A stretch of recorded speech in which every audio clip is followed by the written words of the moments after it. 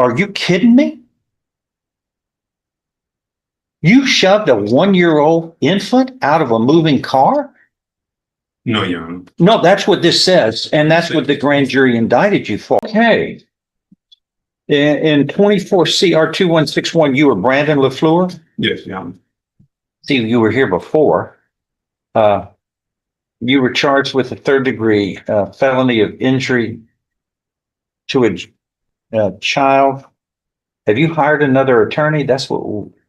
No, I had applied for What? the point for it. Why? You're not employed? Yeah, Are you employed? Yes, I'm employed. So why do the taxpayers pay for your mess? That's not right. I'm a taxpayer. I don't think much of that. You've been charged with a crime, just like anybody who has a mess. You're a grown-up. You got to fix it. I understand that. Not let 250,000 people pay for your mess. I understand that. It's not on my watch. That's not going to happen. Where do you work? At M&P. Okay, and how much do you make an hour? 1950. Yeah, that's 20 grand. That's 50 grand in a year. Well, Your Honor, I hired a lawyer, but I couldn't keep up with his pay. Well, there are other lawyers out there who can work with you. You go out and hire. We were here before, looks like on June 11th. What is the defendant's bond, please, on this? Brandon Lafleur? The state know? $15,000. I'm looking at this probable cause affidavit, and this is about one of the most disturbing things I've seen in my career. Okay, you're charged with a third-degree felony of injury to a child, and it alleges that you intentionally and knowingly caused bodily injury to a child younger than 15 by shoving and pushing the child out of a moving automobile. So I go to the probable cause affidavit, and I don't think I've ever seen such a thing in my career. But you do this long enough and everything comes around, and I've handled about as many cases as any lawyer and judge my age, but I've never seen such a thing. So you're driving a vehicle, and apparently, Allegedly, they're saying I was driving. did you interrupt me just then? No. Let me speak and you'll have a chance. I'm going to read what the probable cause affidavit that's filed in this record by the police that investigated. So apparently you had a paramour girl friend who had a child. I'm sorry, her granddaughter was in the car with you. While in the vehicle, you and the lady began to argue. It is alleged that you struck her in the face, causing pain and injury. You struck a lady. Who does that? That's so ungentlemanly. But you need to pick on people other than girls. Then that caused her to fall out of the vehicle, leaving the 1-year-old child in the passenger seat.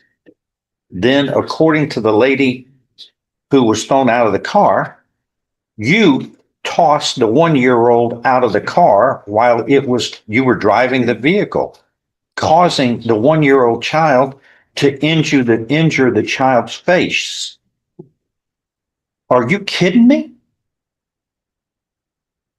You shoved a 1-year-old infant out of a moving car?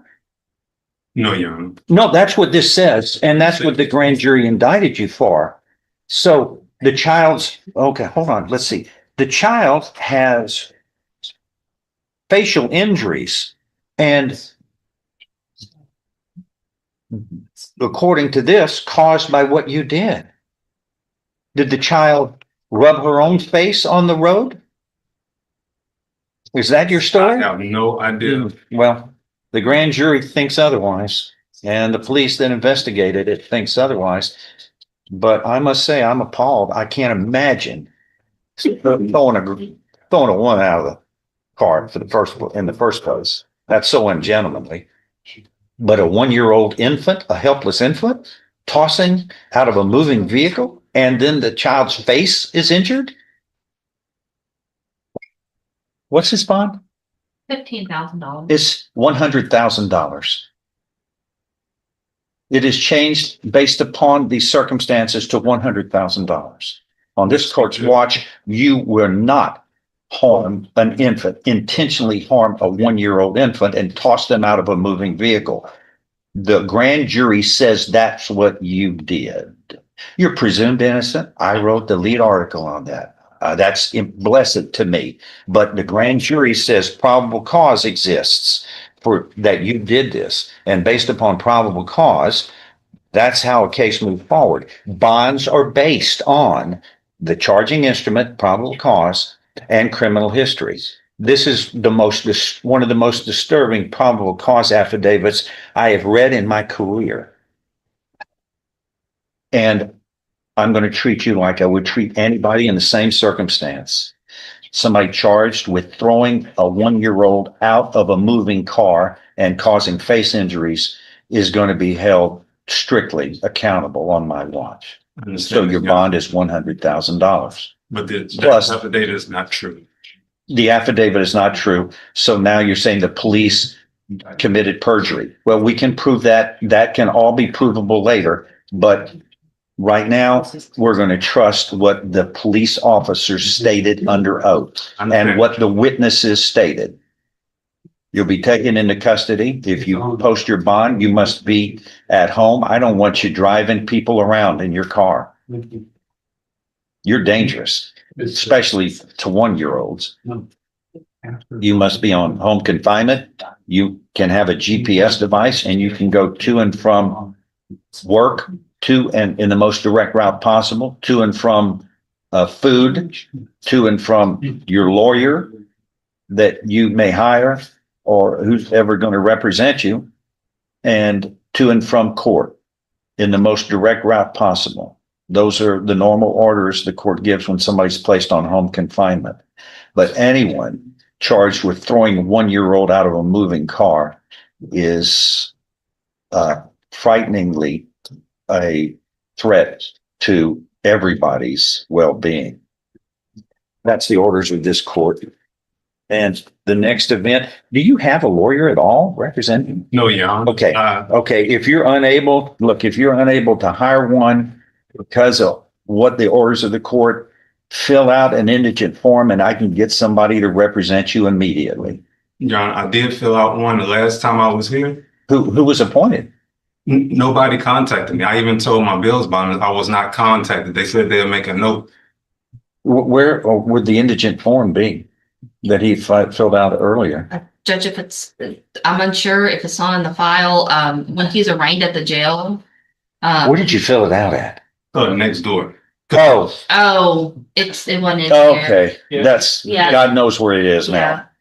Judge, You could fill out another one right now before you leave, before we take out, fill out, then I'll get somebody. He has a appointed. misdemeanor case with him. Sir? He has a misdemeanor case. yeah, so it was That's where I'm probably in the, Oh, he has a misdemeanor case? it was probably in misdemeanor court that he And did that. John Yeah. West, would you be so kind to talk to him before we leave? I'm gonna assume he's going to be allowed indigency under these circumstances, but here's the file to look at.